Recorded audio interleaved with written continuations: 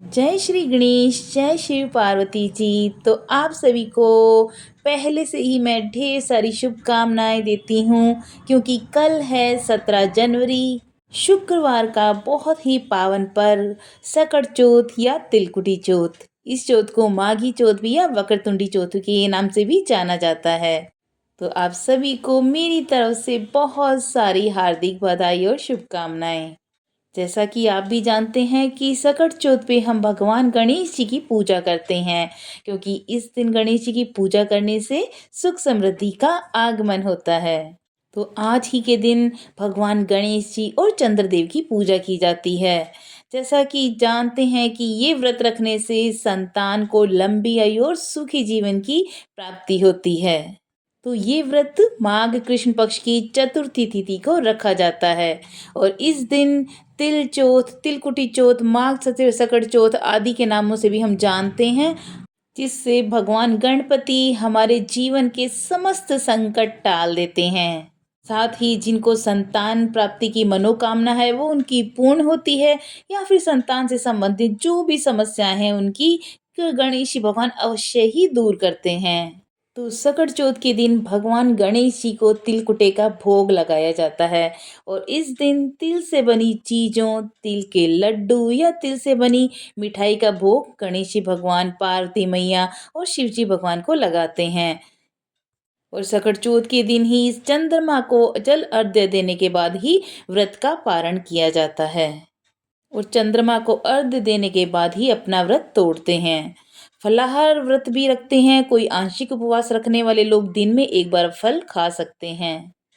तो इस प्रकार चतुर्थी तिथि के दिन सब जने अपने घर के नियमानुसार दिन का व्रत जो है दूध या शकरकंद खाकर ही खोला जाता है, या फिर इसके बाद तिल गुड़ आदि के प्रसाद के रूप में ग्रहण करते हैं और पारण करने के बाद शकरकंद, तिल गुड़ आदि के साथ चढ़ाए गए जो भी भोग होता है उसका सेवन करते हैं। तो सबसे पहले आप एक सुंदर सा लकड़ी का पाटा बिछा करके उसके ऊपर लाल कपड़ा बिछाएं और उसके ऊपर थोड़े से चावल रख करके गणेश जी, शिव जी भगवान और पार्वती मैया की फोटो अगर आपके घर में सुंदर सी है तो उनको स्थापित करें।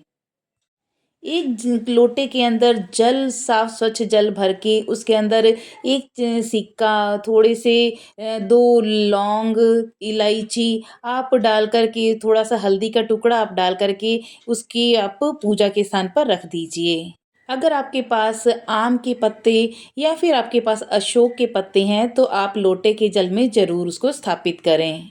और दूसरी तरफ आप अपने दिए की तैयारी करें, क्योंकि दिए से ही पूजा संपूर्ण मानी जाती है। तो एक तरफ लोटा और एक तरफ दिया भगवान के सामने आप रखें। पूजा करते समय आप अपने हाथ में थोड़े से काले तिल लेकर कथा को जरूर सुने।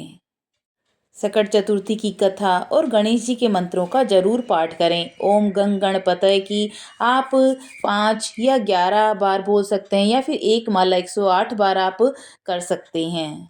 धूप दीप तिल के आपने जो लड्डू प्रसाद के रूप में बनाए हैं भगवान को अर्पित करें और भगवान को पुष्प अर्पित जरूर करें।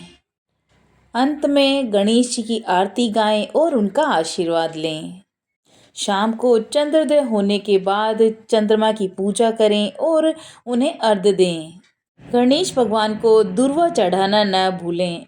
चंद्रमा को अर्घ्य देते समय आप ये मंत्र बोल सकते हैं, ओम श्रीम श्रीम चंद्रमस नमः। ऐसा करने से वैवाहिक जीवन खुशनुमा बना रहता है और पति को करियर में तरक्की मिलती है और दीर्घायु होते हैं। तो आज ही आप मेहंदी लगाकर तैयार हो जाइए और कल की धूमधाम से तैयारी कीजिए। आपको एक बार पुनः